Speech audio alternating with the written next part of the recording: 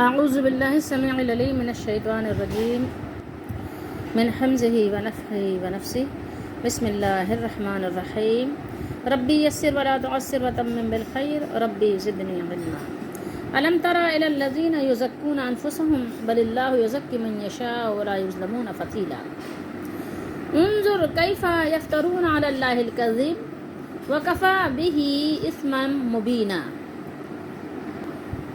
سورہ نساء ہے اور آیت نمبر 49-50 ہے، 49 اور 50، اور سورہ 5واں سپارہ ہے، ترجمہ ابن کثیر کا ہے۔ اے نبی کیا آپ نے انہیں نہیں دیکھا؟ یہ علم ترا جو ہے ابھی ہم اس پر بات کرتے ہیں، ابھی آپ صرف ترجمہ دیکھیے۔ اے نبی کیا آپ نے انہیں نہیں دیکھا جو اپنی پاکیزگی خود بیان کرتے ہیں، اپنی پاکیزگی اپنی تعریفیں خود بیان کرتے ہیں۔ یزکون انفسہم بل اللہ، بلکہ اللہ جسے چاہتا ہے پاک کرتا ہے، یزکی من یشاء جسے چاہتا ہے، اور لوگوں پر کھجور کی گٹھلی کے دھاگے، گٹھلی کا جو دھاگا ہے نا وہ ابھی آپ کو بتاتے ہیں۔ کھجور کی گٹھلی، کھجور جب آپ کھاتے ہیں اس میں ایک گٹھلی نکلتی ہے نا، اس کے دھاگے، اس میں دھاگا کون سا ہوتا ہے اس کی بات ابھی دیکھیں گے۔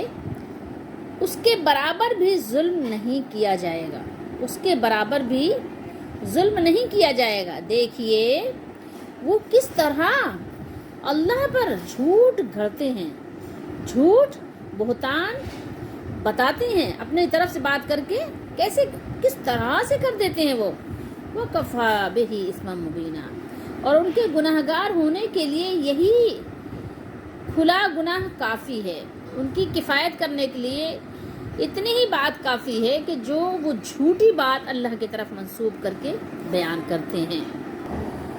تفسیر ابن ابی حاتم اور تفسیر عبد الرزاق میں ہے کہ امام حسن اور قتادہ فرماتے ہیں کہ یہ آیت کریمہ الم تر الی الذین یزکون انفسہم، کیا آپ نے انہیں نہیں دیکھا جو اپنی پاکیزگی خود بیان کرتے ہیں، یہود و نصارہ کے بارے میں اس وقت نازل ہوئی تھی جب انہوں نے یہ کہا تھا کہ ہم اللہ کے بیٹے اور اس کے چہیتے ہیں۔ انہوں نے کیا کہا تھا؟ قرآن میں ہے کہ ہم اللہ کے بیٹے اور چہیتے ہیں۔ تو آپ ذرا غور کیجئے گا ان کی اس بات پر، شان نزول تو وہ خاص ہے لیکن آیت مبارکہ جو ہے یہ عام ہے، کیونکہ آپ کو معلوم ہے کہ ہمارے زمانے میں بھی لوگ اس طرح کی باتیں کرتے ہیں کہ ہم رسول اللہ کے، جنت رسول اللہ کی، اور ہمیں تو دیکھ کر جہنم کو بھی پسینہ آ گیا، اور ہمیں تو دیکھ کے جہنم جو ہے وہ بھاگ جائے گی، مطلب اس طرح کا، یعنی یہ جو کچھ بھی احادیث ہیں آپ کو کیسے پتا کہ وہ صرف آپ ہی ہیں، کہ آپ کے بارے میں ہے یا آپ کے فرقے کے بارے میں ہے یا آپ ہی کی جماعت کے بارے میں ہے؟ یہ تو کسی کو بھی نہیں پتا۔ تو ایسی باتیں کرنا، خوش فہمی میں رہنا، یہ مومنوں کا طریقہ کار یا ان کا شیوہ نہیں ہے۔ جس طریقے پر ہم سے پہلے اہل کتاب چلے تھے، یہود و نصارہ چلے تھے، اسی طریقے پہ ظاہر ہے اس امت کو بھی اسی نقش قدم پر چلنا ہے۔ اس نے وہی سارا طریقہ کار اب اختیار کرنا ہے۔ یہود نے کہا تھا نحن ابناء اللہ و احباؤہ، سورہ مائدہ میں کہا، اور اس کے علاوہ کہا کہ لن يدخل الجنۃ الا من کان یہودا او نصارا، سورہ بقرہ میں آپ نے پڑھا، یہودیوں اور عیسائیوں کے سوا کوئی بہشت میں، کوئی جنت میں جائے گا ہی نہیں، ٹھیک ہے، کوئی جائے گا ہی نہیں۔ جیسے آج ہے نا، ہر فرقہ کہہ رہا ہے کہ ہمارے سوا کوئی جائے گا ہی نہیں جنت میں، ہر فرقہ اپنے بارے میں یہی سوچتا ہے کہ وہ جنتی ہے اور دوسرا فرقہ جہنمی ہے۔ تو اسی طریقے سے ان کا بھی طریقہ کار تھا۔ بل اللہ یزکی من یشاء، بلکہ اللہ ہی جس کو چاہتا ہے وہ پاک کرتا ہے، پاکیزہ کرتا ہے، یعنی اس سلسلے میں اللہ تعالیٰ ہی کی ذات گرامی ہے، اس لیے کہ تمام امور کے حقائق اور اسرار کو صرف وہی جانتا ہے۔ پھر اللہ تعالیٰ نے یہ بھی فرمایا ولا یظلمون فتیلا، اور ان پر کھجور کی گٹھلی کے جو دھاگے برابر بھی ظلم نہیں ہوگا۔ اگر کسی کا دھاگے برابر بھی اجر و ثواب بنتا ہو یا اس کا اتنا صلہ بنتا ہوگا تو وہ اسے اللہ تعالیٰ عطا فرمائے گا، اس کو بھی اس سے ترک نہیں کرے گا۔ حضرت ابن عباس رضی اللہ تعالیٰ عنہما، امام مجاہد بھی تابعی ہیں، اور اکرمہ اور عطا اور حسن اور قتادہ اور دیگر کئی ائمہ سلف نے فرمایا ہے کہ فتیل اس دھاگے کو کہتے ہیں جو کھجور کی گٹھلی میں ہوتا ہے۔ میں آپ کو آسان سی ترکیب بتاؤں فتیلہ کو جاننے کے لیے کہ فتیل کیا چیز ہے۔ ویسے بھی آپ فیتا بھی کہتے ہیں نا، جوتے کا جو تسمہ ہوتا ہے کہتے ہیں فیتا، اور بھی کچھ چیزیں ہوتی ہیں جس میں آپ باندھتے ہیں، فیتا وغیرہ ہوتا ہے، تو جوتے کے تسمے کا بھی ایک نام فیتا ہوتا ہے۔ یہ فتیلہ جو ہے وہ آپ اس طرح اندازہ لگائیں کہ کھجور جب آپ کھاتے ہیں گٹھلی اس کی رکھ دیتے ہیں، اور اگر وہ 1-2 دن رکھی رہتی ہے، سوکھ جاتی ہے گٹھلی، تو اس پہ ایک دیکھا ہوگا باریک سی بالکل ہلکی سی جھلی بن جاتی ہے۔ جب اس کو آپ ہاتھ میں لیتے ہیں تو ایسا لگتا ہے کہ باریک سی ڈوری بن گئی ہے نا۔ وہ دھاگا اللہ بیان کر رہا ہے کہ اتنا بھی کسی پر ظلم نہیں ہوگا، کیونکہ اللہ سبحان ہے، وہ کسی پر ظلم کیوں کرے گا؟ وہ پاک ہے اس بات سے کہ کسی پر ظلم کرے، تو کسی پر ظلم اتنا بھی نہیں ہوگا۔ ہاں، انسان خود اپنی ذات پر، اپنی جان پر ظلم کر کے جائے وہ اور بات ہے۔ تو جو کھجور کی گٹھلی پر ایک چھلکے کے اوپر اس کا ذرا سا ایک باریک سا ایک ایسا، جو کہ آپ کو ایسا لگے گا کہ اگر آپ اس کو ہاتھ سے پکڑیں تو شاید وہ کچھ فیل ہی نہ ہو، یا ایسا پانی کا سا ایسا لگتا ہے کہ کوئی ایک ہلکا سا جو ہے عکس ہو، تو اس کو آپ ہاتھ میں انگلی میں اپنے 2 انگلیوں میں دبائیں تو ایسے باریک سا وہ ایک دھاگا سا بن جاتا ہے۔ تو اللہ نے فرمایا اتنا بھی ظلم کسی پر اللہ تعالیٰ کی طرف سے نہیں ہوگا۔ اب ایک بات پر آپ غور کیجئے کہ اپنی تعریف یا اپنے پسندیدہ کسی شخصیت کی تعریف کرنا قرآن و حدیث کی روشنی میں کتنا ناپسندیدہ ہے، اس کا آپ اندازہ آیت مبارکہ سے لگا سکتے ہیں۔ لیکن ایک چیز غور کیجئے کہ یہ اپنی مدح سرائی اور اپنی تعریف میں رطب اللسان رہنا، اس کی جو ہے بنیادی خرابیاں 3 قسم کی ہیں۔ اس وجہ سے اس کو اللہ تعالیٰ نے ناپسند فرمایا اور منع فرمایا، اور حدیث شریف میں بھی اس کی بڑی ممانعت آئی ہے۔ نہ تو اپنی تعریف آپ کیجئے اور نہ ہی آپ اپنے سامنے والے کی تعریف، ایک تو اس کے منہ پر بھی نہ کیجئے۔ جس نے اپنے کسی ساتھی یا صاحب کی تعریف اس کے منہ پہ کی تو گویا اس نے اس کو کند چھری سے ذبح کر دیا، اپنے بھائی کی اس نے گردنی کاٹ دی۔ حدیث میں اس کی بڑی ممانعت ہے۔ تو بہرحال اپنی مدح کا سبب ایک تو اکثر ایسا ہوتا ہے کہ انسان کیا کرتا ہے، اس میں ایک تکبر کا شبہ بھی پایا جاتا ہے۔ ظاہر ہے آپ اپنی تعریف کر رہے ہیں تو کیا ہے کہ آپ کے اندر کچھ نہ کچھ کبر کی بو آ رہی ہے کہ آپ اپنے آپ کو بڑا سمجھ رہے ہیں اور بڑے قابل تعریف سمجھ رہے ہیں۔ اب خود ہی آپ کی تعریف کوئی اور نہیں کر رہا تو آپ خود ہی اپنی تعریف کیے چلے جا رہے ہیں محفل میں بیٹھ کر یا کسی اور کے ساتھ۔ تو یہ اللہ تعالیٰ نے منع فرما دیا کہ آپ اپنی تعریف مت کیجیے، ٹھیک ہے۔ نمبر 2، تعریف ایک تو سچی بات ہے، پہلی بات تو یہی ہے کہ آپ اپنی تعریف کرتے ہیں، آپ کو خود نہیں پتہ کہ آپ کے اندر کتنے عیوب پوشیدہ ہیں، طرح طرح کے عیوب سے تو آپ خود جو ہے بھرپور ہیں۔ خیر، دوسری بات یہ ہے کہ آپ کو معلوم نہیں کہ آپ کا خاتمہ کس حال میں ہونے والا ہے۔ آپ کو تو ڈرنا چاہیے اور دعا کیجئے کہ اللہ تعالیٰ خاتمہ بالخیر فرمائے، ایمان کے ساتھ خاتمہ ہو۔ انما الاعمال بالخواتم، تو تمام اعمال کا دار و مدار تو خاتمے پر ہے، اور جو کہ ہمیں پتہ ہی نہیں ہے۔ یقیناً جو اللہ تعالیٰ سے پوری زندگی ڈرتا رہے گا تو اللہ تعالیٰ اسے ثابت قدمی عطا فرمائے گا، لیکن ہمیں پتہ نہیں ہے، تو اس لیے ہمیں ڈرنا اور رونا چاہیے، اور ہمیں جو ہے اس کی تیاری میں لگے رہنا چاہیے، استغفار کرتے رہنا چاہیے، ندامت کے آنسو بہاتے رہنا چاہیے، ٹھیک ہے۔ تو کسی کو نہیں معلوم کہ اس کا خاتمہ کس طرح ہونا ہے، طہارت پر ہونا ہے، تقوی پر ہونا ہے، تزکیے پر ہوگا، یا کس حال میں اس کا خاتمہ ہوگا، ٹھیک ہے۔ تو اس لیے اپنے آپ کو بہت زیادہ یہ سمجھنا کہ جناب میں بہت اللہ کا ولی بن گیا ہوں اور مجھے ولایت کی جو ہے نا ڈگری مل گئی ہے، میں ولی ہوں، یا فلاں جو جس کو میں چاہتا ہوں میرا استاد یا میرا پیر یا میرا جو ہے قاری صاحب اتنا بڑا ولی ہو گیا ہے، تو ذرا آپ کو اس بات سے ڈرنا چاہیے کہ آپ کے پاس سورس آف نالج کیا ہے کہ آپ ولی ہیں، یا سامنے والا ولی ہے آپ کو کیسے پتہ چلا، کس نے آپ کو یہ خبر دی؟ کسی نبی نے خبر دی ہے تو نبی کی خبر تو غلط نہیں ہوتی، لیکن یہ ہے کہ اگر کسی نبی نے خبر نہیں دی ہے اسپیسیفک کسی خاص بندے کے لیے، تو پھر آپ اس کو ولی کیسے کہہ رہے ہیں؟ آپ یہ کہیے کہ میرا گمان ہے، حدیث شریف میں ہمیں سکھایا گیا ہے کہ آپ کہیے کہ میرا گمان ہے کہ فلاں بندہ اللہ کا نیک بندہ ہے، میرا گمان ہے، اور پھر گمان بھی بس ظاہر اس کے ظاہری اعمال کی بنیاد پر ہیں کہ ہاں فلاں بندہ ہے، جھوٹ نہیں بولتا، ٹھیک ہے، شرک نہیں کرتا، تو ہمارا گمان ہے کہ اللہ کا نیک بندہ ہے یا اللہ کی نیک بندی ہے، بس اسی حد تک اس کی تعریف کی جا سکتی ہے۔ ادروائز ہمارے پاس کوئی ایسی جو ہے نا دوربین یا کوئی ایسی مشین ہم نے ابھی تک ایجاد نہیں کی ہے کہ جس سے ہم وہ چیک کر لیں کہ ہاں اس کے اندر نیکی کا کتنا جو ہے خزانہ بھرا ہوا ہے. بہرحال تو اپنی تعریف سے انسان کو اجتناب کرنا چاہیے. اس کے علاوہ نمبر 3 کیا ہے؟ اسی ممانعت کی ایک وجہ جو ہم غور کریں تو ہمارے اندر جو پائی جاتی ہے جو چیز، وہ وجہ یہ ہے کہ اکثر اوقات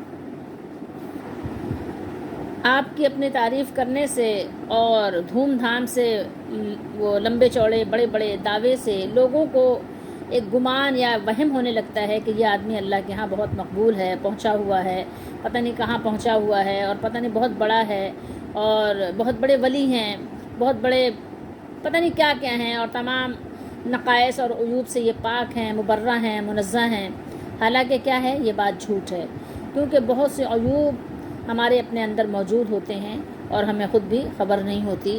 بہت سے ایسے عیوب ہوتے ہیں کہ ہم کتنی ریاکاریاں کر رہے ہوتے ہیں اور سمجھتے بھی نہیں کہ ہم اللہ کی عبادت کرتے ہیں. ہم سمجھتے ہیں ہم اللہ کی عبادت کر رہے ہیں، اور حالانکہ اس عبادت کی ویلیو جو ہے نا وہ 1 ٹکے کی بھی نہیں ہوتی. تو بہرحال اپنی تعریف یا اپنے کسی پسندیدہ شخصیت کی تعریف کرنے سے بہت ساری قباحتیں ہیں جو کہ ہم خود اندازہ اس کا لگا سکتے ہیں. لیکن بہرحال ہمارے لیے اتنی بات کافی ہے کہ ہمارے مالک، ہمارے مولا نے، مالک الملک نے، جو ایک ہی الہ ہے، جو سب کا مالک ہے، جو انبیاء علیہ الصلاۃ والسلام کا بھی مالک اور مولا ہے، اس نے ہمیں منع فرما دیا، اور اپنے نبی آخر الزمان محمد الرسول اللہ صلی اللہ علیہ وسلم کے ذریعے سے بھی منع فرما دیا. اس لیے ہمیں اس سے بچنا چاہیے. انظر کیف یفترون علی اللہ الکذب، دیکھیے تو صحیح ذرا یہ اللہ پر کیسا جھوٹ باندھتے ہیں. جھوٹ بولنے میں بھی دیکھیں کیسی مہارت ہے ان کی، کہ اپنے آپ کو پاک اور صاف قرار دیتے ہوئے اللہ تعالیٰ کے بیٹے اور پیارے ہونے کا دعویٰ کر دیا، اور کہا کہ یہودیوں اور عیسائیوں کے سوا اور کوئی جنت میں داخل نہیں ہوگا، اور دوزخ کی آگ ہمیں چند روز کے سوا چھو ہی نہیں سکے گی. انہوں نے اپنے آباء و اجداد کے اعمال اور ان کے اعمال صالحہ پر ناز کیا، جیسے آج ہم ناز کر رہے ہیں نا. ہم کیا کر رہے ہیں؟ ہو نیکو نام جو قبروں کی تجارت کر کے تو کیا نہ بیچو گے جو مل جائیں صنم پتھر کے. آج نیک نامی کیا ہے؟ قبروں پر جو ہے میلے ٹھیلے لگا کے، بھائی ہمارے فلاں بزرگ اتنے بڑے بزرگ تھے. سارے کارنامے کیا ہیں؟ اپنے بزرگوں پر، اپنے آباء و اجداد پہ ناز و انداز میں گزر رہے ہیں. تو یہی حال آپ سے پہلے جن کو کتاب دی گئی ان کا بھی یہی حال تھا. بڑے بڑے بڑے بانگ دعوے تھے ان کے کہ جنت میں ان کے سوا کوئی جائے گا ہی نہیں. ان کے سے اللہ نے ان کی باتوں کو رد کر دیا کہ یہ جھوٹے ہیں، جھوٹ بول رہے ہیں، یہ اللہ تعالیٰ پر جھوٹ باندھ رہے ہیں، من گھڑت باتوں کو یہ دین بنا رہے ہیں کہ یہ اللہ نے بیان کیا ہے. حالانکہ یہ بالکل جھوٹ ہے، یہ بلیم ہے، یہ فریب ہے، یہ دھوکہ دے رہے ہیں لوگوں کو. جنت میں ان کے سوا کوئی جائے گا نہیں. اگر یہ جہنم میں گئے بھی تو چند روز کے سوا، بس تھوڑی دنوں کے لیے، جتنے دن ان کے آباء اجداد نے وہ بچڑا پوجا تھا نا موسیٰ علیہ السلام زمانے میں، بس اتنے دن. تو آج جو ہے اس امت کا بھی یہی حال ہے. ہم جہنم میں نہیں جائیں گے، اگر چلے بھی گئے کسی بادل نخواستہ کسی گناہ کے سبب سے، تو بس ہمارے نبی صلی اللہ علیہ وسلم ہمیں آگے بخشوا لیں گے. تو بڑے یعنی اتنے زیادہ جو ہے کہنا چاہیے ظلم ہے، ظلم باطل ہے کہ وہ گناہ اسی لیے دھللے سے کیے چلے جا رہے ہیں، احساس ہی نہیں ہے. اور یہ بھی احساس نہیں ہے کہ کہیں کسی گناہ کی وجہ سے کفر تک نہ پہنچ جائیں. گناہ کو حلال کر لینے کی وجہ سے ویسے ہی انسان کافر ہو جاتا ہے، لیکن کبھی کبھی انسان گناہ کی وجہ سے اللہ کو ایسے ناراض کر دیتا ہے کہ اللہ تعالیٰ اس کے لیے ہدایت کے راستے ہی بند کر دیتا ہے. قرآن میں اللہ نے بیان کیا، ہم پیچھے سے پڑھتے بھی چلے آ رہے ہیں، لیکن ہمیں احساس ہو تو بات ہے نا، اللہ کا ڈر ہو تو بات ہے، تقویٰ ہمارے اندر ہو تو بات ہے نا. یہاں تو بات ہی نہیں ہے، وہاں تو بڑے بڑے دعوے ہیں کہ ہمیں تو دوزخ کی آگ چھوئے گی نہیں. ٹھیک ہے، ہم کو تو جہنم دیکھے گی تو اس کو پسینہ آنے لگ جائے گا، وہ تو خود ہی بھاگنے لگ جائے گی. ٹھیک ہے، آپ لیکن یہ بتاؤ کہ آپ کو کس نے بتایا کہ یہ آپ کے حق میں ایسا ہے؟ کیا آپ نے نبی کریم صلی اللہ علیہ وسلم کی وہ احادیث نہیں پڑھی جو اہل توحید بھی دوزخ میں جلیں گے؟ کب تک جلیں گے مجھے آپ کو کیا پتا. اللہ تعالیٰ ہم سب کو اپنی امان میں رکھے. تو ہمیں ڈھیٹ نہیں ہونا چاہیے، ضدی نہیں ہونا چاہیے. ٹھیک ہے، ہمیں جو ہے اپنے اعمال کی فکر کرنا چاہیے، اور ہمیں اپنا آپ کا بچاؤ کرنا چاہیے.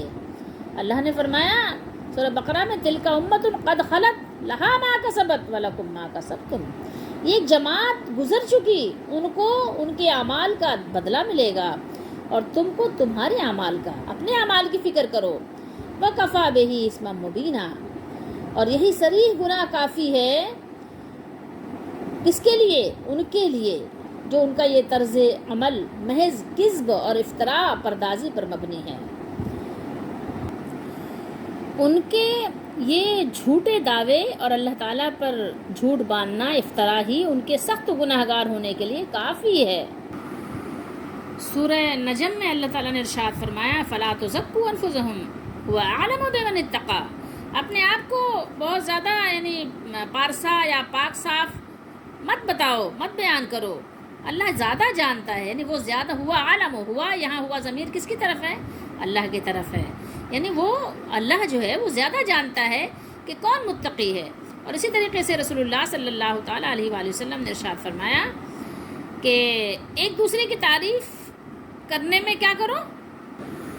مبالغہ نہ کرو، مبالغہ بڑھا چڑھا کر بات تعریف کی جائے، تعریف کے پل باندھ دیے، جو اس کے اندر خوبی نہیں ہے وہ بھی خوبی اس کے اندر جو ہے فٹ کر دی، ایسا نہ کرو۔ اللہ کے نبی صلی اللہ علیہ وسلم نے منع فرمایا۔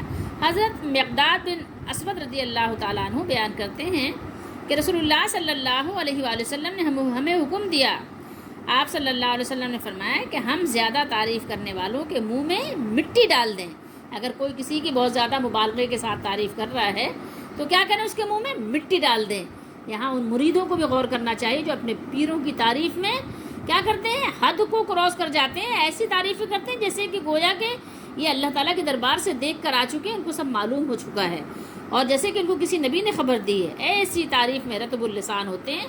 تو اللہ کے نبی نے فرمایا ایسی تعریف کسی کو کرتے دیکھو تو اس کے منہ میں لے جاؤ مٹی ڈال دو تاکہ وہ بول ہی نہ سکے۔ اور اللہ کے نبی صلی اللہ علیہ وسلم نے ابن ماجہ شریف کی حدیث شریف ہے، اس میں ارشاد فرمایا کہ ایاکم والتمادح فإنہ ذبح، فرمایا کہ باہمی مدح گوئی، ایک دوسرے کی مدح ثنا، ایک دوسرے کی تعریف کرنا، اس سے بچو، مدح گوئی سے بچو، کیونکہ یہ ذبح کرنا ہے۔ اور ایک حدیث میں ہے رسول اللہ صلی اللہ علیہ وسلم نے ارشاد فرمایا کہ ایک آدمی کو دوسرے کی تعریف کرتے ہوئے سنا، کس نے؟ رسول اللہ صلی اللہ علیہ وسلم نے سنا کہ ایک جو ہے وہ دوسرے کی تعریف کر رہا ہے، تو آپ صلی اللہ علیہ وسلم نے فرمایا وَيْحَكَ قَطَعْتَ عُنُقَ صَاحِبِكَ، تجھ پر افسوس ہے تو نے اپنے ساتھی کی گردن کاٹ دی۔ پھر فرمایا اللہ اگر تم میں سے کسی کو کسی کی لا محالہ تعریف کرنی ہے تو اس طرح کہا کرو کہ میں اسے اس طرح گمان کرتا ہوں، اللہ کے سامنے کسی کا تزکیہ نہ کرے۔ کیا فرمایا؟ اللہ کے سامنے کسی کا تزکیہ نہ کرے، یعنی کسی کو پاک یا پارسا قرار نہ دے۔ یہ حدیث شریف بخاری شریف میں بھی آپ کو مل جائے گی۔ اللہ تعالی ہم سب کو سمجھنے کی توفیق عطا فرمائے۔ اب اس میں غور کیجئے کہ ہمارے لیے کتنے سبق پوشیدہ ہیں، آیت مبارکہ میں کتنے سبق پوشیدہ ہیں۔ اپنے آپ کو تعریف سے بچاؤ، اپنے آپ کو یہود کے طریقے سے بچاؤ۔ یہود اپنی اعتقادی، اخلاقی اور عملی خرابیوں کے باوجود اپنے آپ کو کیا کہتے تھے؟ پاک باز کہتے تھے، مقدس اور پاک باز یقین کرتے تھے، اور کہا کرتے تھے نحن ابناء اللہ، ہم تو اللہ کے بیٹے ہیں، نعوذ باللہ، اور ہم اس کے پیارے ہیں، وَأَحِبَّاؤُهُ، اور ہم اس کے پیارے ہیں، کس کے؟ ہم اللہ کے نعوذ باللہ فرزند ہیں اور اس کے لاڈلے ہیں۔ جنت ہماری جاگیر ہے، جنت ہماری میراث ہے، جو جی میں آئے کرتے رہیں، ہمیں عذاب نہیں دیا جائے گا۔ جیسے آج ہمارے ہاں آپ ہمارے زمانے میں دیکھ لیں، اللہ تعالیٰ فرماتا ہے، اللہ تعالیٰ نے ارشاد فرمایا کہ یوں ہی شیخی بگھارنے اور اپنے تقدس و پاک بازی کے قصیدے پڑھنے سے کچھ نہیں بنے گا۔ جیسے ہمارے یہاں قصیدے پڑھے جاتے ہیں نا، بڑی بڑی محفلیں ہوتی ہیں اور قصیدے کیا پڑھتے ہیں؟ وہ تعریفیں ہو رہی ہیں، کس کی؟ بھائی وہ فلاں اللہ کے ولی ہیں، فلاں اللہ کے ولی ہیں، تعریفی کلمات، ٹھیک ہے؟ یوں بابا تیری بارات چلی، آگے بھی ولی پیچھے بھی ولی ہیں، ایسی ایسی تعریفی کلمات زمین و آسمان کے قلابے ملا رہے ہیں، پتہ کچھ بھی نہیں ہے، یہ بھی نہیں پتا کہ ان کے ساتھ ان کے قبر میں کیا معاملہ ہو رہا ہے، لیکن ہم نے تو ایسی ڈگریاں دے رکھی ہیں، انہی کے نقش قدم پر چل نکلے ہیں جو ہم سے پہلے گزر گئے ہیں۔ اللہ تعالی ہم سب کو بچائے۔ اگر ان جیسے عمل ہوں گے تو ان جیسے عمل اعمال کی وجہ سے انہیں جیسے بدلے بھی ملیں گے۔ اللہ تعالیٰ سے پناہ مانگو، وہ مغضوب ہوئے، وہ ضالین ہوئے تو اللہ تعالیٰ ہم تو روز نمازیں پڑھتے ہیں کہ ان کے طور طریقے سے اللہ ہمیں بچائے۔ اور پاک باز اور پارسا تو وہ ہے جو اللہ تعالیٰ کے نزدیک میں، اس کی بارگاہ میں، اس کے دربار میں پارسا ہو، جو وہاں متقی ہو، جو وہاں عزت والا ہو، تو اسی کا حق ہے۔